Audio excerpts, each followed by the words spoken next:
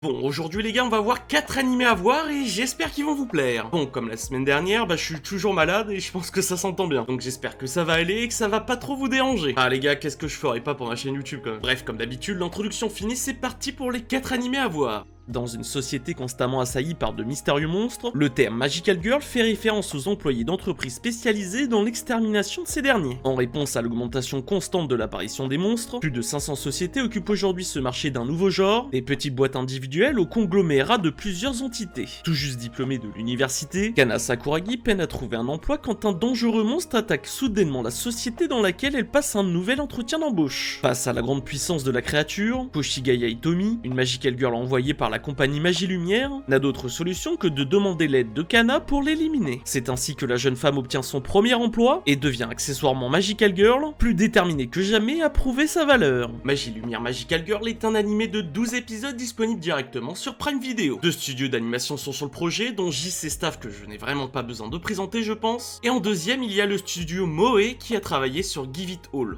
Un film d'animation, je sais pas si vous connaissez. Bon, pour en revenir à l'animé, je vous avoue que l'animation est vraiment clean. L'histoire est plutôt sympa, et les personnages sont intéressants. Après, je vais pas vous mentir, c'est certainement pas l'animé du siècle, mais en tout cas, ça se laisse regarder, c'est bien sympa. Donc n'hésitez pas, et foncez. Tandis que Nicolas s'adonne à ses tâches quotidiennes dans l'auberge où elle travaille, un puissant dragon attaque soudainement son village, semant terreur et désolation sur son chemin. C'est à ce moment que la jeune femme rencontre Aga, un érudit qui semble tout connaître sur le monde qui l'entoure, et qui serait membre de Seeker, une équipe d'élite créée pour lutter contre une série d'événements inhabituels qui se produisent un peu partout dans ce monde, pourtant ordinairement paisible. Manque de chance, Nicolas est pris sous le feu de la créature volante et décède en même temps que les autres villageois. Mais alors que Aga, qui est en fait un débogueur coincé dans un jeu vidéo en réalité virtuelle toujours en phase de production, élimine le monstre et Nicolas ressuscite soudainement sous ses yeux, ce qui ne devrait tout simplement pas être possible. Dès cet instant, les deux comprennent qu'ils ont un point commun. Ils cachent tous deux un secret inavouable qui pourrait bien modifier radicalement l'existence même de l'autre. C'est ainsi que le duo part explorer le monde à la recherche d'autres situations anormales, telles que des villageois qui restent figés dans leur posture, ou un mystérieux espace sans fond caché derrière les murs, tout en se questionnant mutuellement sur leur réelle identité. Quality Assurance in the World est un animé de 13 épisodes disponible directement sur Crunchyroll. Et en plus, pour certains d'entre vous qui sont fans des voix françaises, il est disponible en VF directement sur Crunchyroll. Comme le précédent animé, il y a deux studios d'animation qui sont sur le projet. Le premier studio, c'est Studio Palette, qui a déjà travaillé sur The World Finesse Assassin, et pour le second, c'est Sans Studio,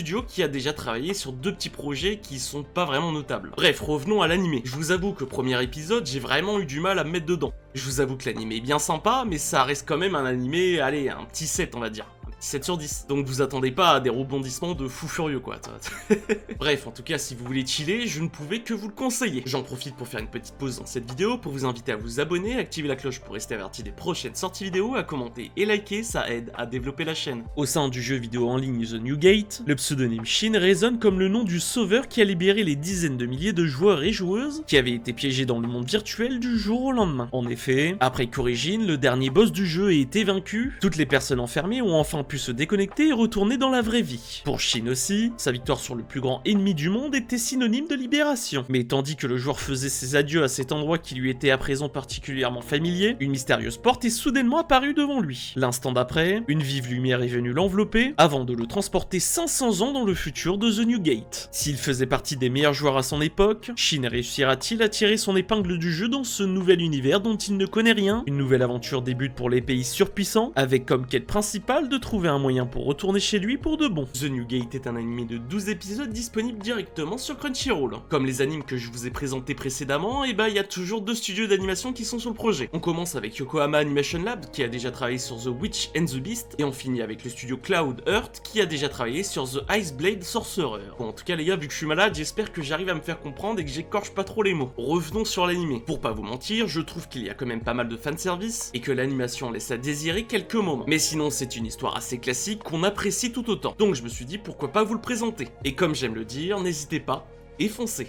Pleurnichard et timide, Haruaki Abe est un jeune professeur débutant qui a déjà bien du mal à gérer une simple classe avec des élèves humains. Alors, quand il se retrouve soudainement à devoir enseigner dans une école remplie de monstres, son quotidien devient plus difficile que jamais. Au beau milieu d'élèves hors du commun, tels que des ghouls et d'autres créatures surnaturelles, parviendra-t-il à transmettre ses connaissances, ou cette classe spéciale est-elle vouée à l'échec? Pour Haruaki, c'est l'heure de la classe des horreurs. The Terrified Teacher at Good School est un animé en cours de parution. Il a 24 épisodes de prévus sur 11 actuellement actuellement de disponible directement sur Crunchyroll. Pour une fois dans cette vidéo, il n'y a qu'un seul studio d'animation qui est sur le projet. Le studio d'animation qui s'en occupe, c'est Satellite, qui a déjà travaillé sur Log Horizon ou encore Hellsing Ultimate. Bon, pour en revenir à l'animé, je vous avoue que l'animé c'est vraiment pour se poser et rigoler un petit peu. Cherchez pas une histoire de fou, mais franchement ça fait le taf. Si vous cherchez un animé avec de la réflexion ou autre, franchement, passez votre chemin.